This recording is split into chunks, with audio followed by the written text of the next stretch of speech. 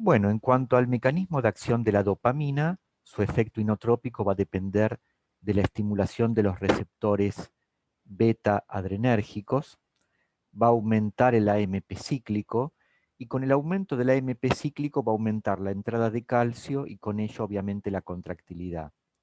Otras propiedades cardíacas que van a aumentar van a ser el inotropismo y el volumen minuto cardíaco, que es lo que nosotros de alguna manera buscamos. A dosis altas va a estimular los receptores alfa adrenérgicos, por lo cual va a aumentar la resistencia vascular sistémica y la tensión arterial, que es un efecto de alguna manera por todos esperado, ¿no? Cuando nosotros administramos dopamina. ¿Cómo se va a dosificar la dopamina? Más de 15 gamas kilo minuto, efecto alfa adrenérgico. De 6 a 15 gamas, efecto inotrópico. Y de 2 a 5 gamas, efecto diurético. Farmacocinética. Son fármacos que se administran por vía endovenosa exclusiva, no tienen absorción por vía oral, no pasa barrera hematoencefálica, se capta por los terminales simpáticos y se metaboliza a noradrenalina, por ejemplo, o por las enzimas MAO y COMT a ácido homovanílico, ¿no? Que se van a excretar de alguna manera por vía renal. Si observan de alguna manera la vida media, esta vida media es muy corta, 2 minutos, es decir, que nosotros cuando cerramos el goteo, francamente desaparece la acción de la dopamina, lo cual, bueno, realmente es algo bueno, ¿no? Que uno pueda revertir de alguna manera su acción ya cerrando el goteo. ¿Qué efectos adversos puede tener la dopamina? Cefaleas, por ejemplo, son comunes, vómitos, náuseas, y lo más común también, arritmias supraventriculares y ventriculares, obviamente porque tienen una acción taquicardizante, ¿no? Entonces, en ese caso va a poder provocar taquicardia. Otro efecto adverso que de alguna manera limita un poco su acción es la taquifilaxia. ¿Esto qué quiere decir? Que con el correr de los días, si uno lo administra en forma continua, su efecto va desapareciendo porque se desensibilizan los receptores y va perdiendo progresivamente su acción. Pero eso es si nosotros lo usamos por un periodo prolongado. Bueno, los efectos de la dopamina según la dosis ya lo habíamos visto: vasoconstricción con altas dosis, efecto inotrópico con dosis intermedias. Fíjense que microgramos es lo mismo que gamas, y de 2 a 5 gamas kilo minuto, efecto diurético. Ahora pasamos a la dobutamina. En cuanto a su mecanismo de acción, la dobutamina de alguna manera estimula más que nada los receptores beta 1 y en menor medida los beta 2 y alfa adrenérgicos, por lo cual tiene una cierta acción vasodilatadora, que es importante cuando uno lo utiliza sobre todo en pacientes con shock séptico, ¿no? En los cuales hay una alteración en la distribución del flujo. La farmacocinética también, una vida media muy corta, 2 minutos, al igual que la dopamina, y se metaboliza por la enzima catecol metiltransferasa y conjugación con glucurónico.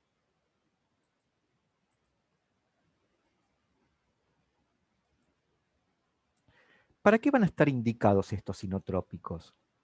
Obviamente insuficiencia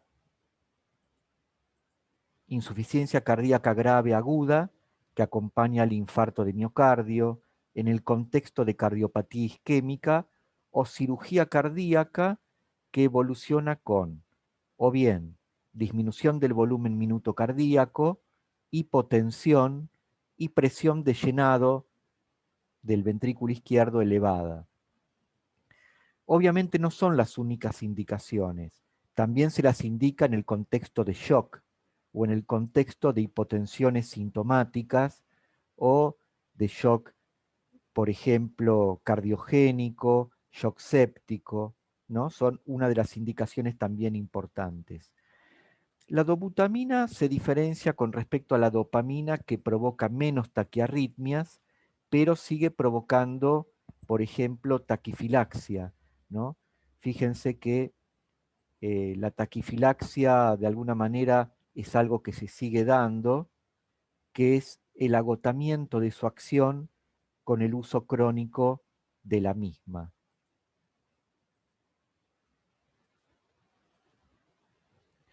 Ahora pasamos al capítulo de los inhibidores de la fosfodiesterasa 3.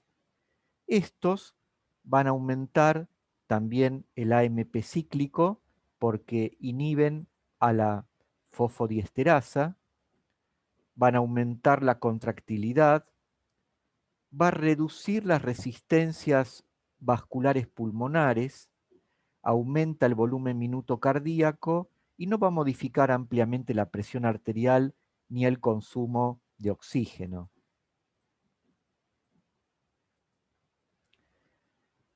La milrinona, que es la que se comercializa en Argentina, se utiliza por vía intravenosa, comienza a actuar rápidamente, tiene una corta duración de acción y se va a eliminar por vía renal. Los efectos adversos son variados, van de anorexia, náuseas, a veces aumento de transaminasas, retención hidrosalina, prurito. ¿Y cuáles van a ser los efectos adversos? Obviamente, tolerancia. No sirve para tratamientos crónicos. No hay que usarlos por más de 48 horas. ¿Y cuáles van a ser sus indicaciones? Tratamientos cortos de urgencia en pacientes puente que tienen insuficiencia cardíaca refractaria al tratamiento con las drogas patrón, que pueden ser diuréticos, digitálicos, vasodilatadores, beta bloqueantes, y que están, por ejemplo, en espera de un trasplante cardíaco. Esas serían entonces las indicaciones más probadas. Y por último, vamos a ver un diagrama de un autor que se llama Opie, que escribió un libro de farmacología cardiovascular exclusivamente, y vamos a ver la diferencia entre algunos de ellos. Por ejemplo, la dobutamina tiene mayor acción beta 1, menor beta 2 y menor alfa, ¿no? Puede provocar vasoconstricción, pero con dosis muy altas. No tiene efecto diurético directo y obviamente es proarrítmico también, ¿no? Tiene un efecto inotrópico y de vasodilatación arteriolar. La dopamina va a actuar sobre los receptores dopaminérgicos y aparte, más que nada, sobre los beta. A dosis muy elevadas puede dar acciones sobre los alfa. Fíjense que la vida media de eliminación es similar, también tiene efecto inotrópico, arteriolar, vasodilata. A dosis alta es vasoconstrictor. A dosis altas aumenta la presión arterial. Tiene un efecto diurético, sobre todo a dosis bajas, y obviamente tiene un efecto proarrítmico, es decir, que puede provocar taquiarritmias también, ¿no? Como parte de su acción.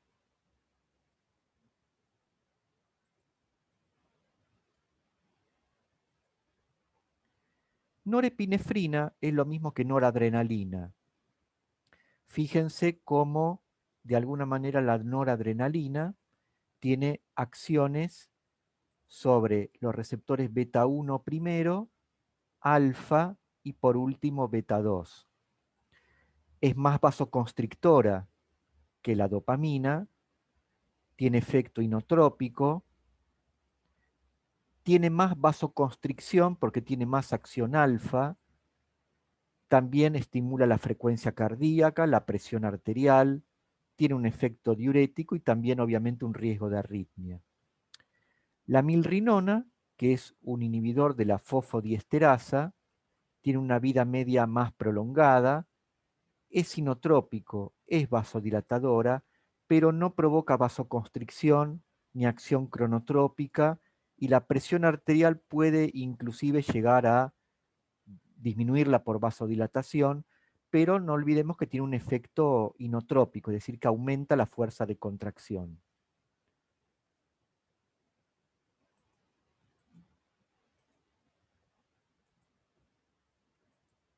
Bueno, y con esto terminamos de alguna manera lo que es la clase de inotrópicos.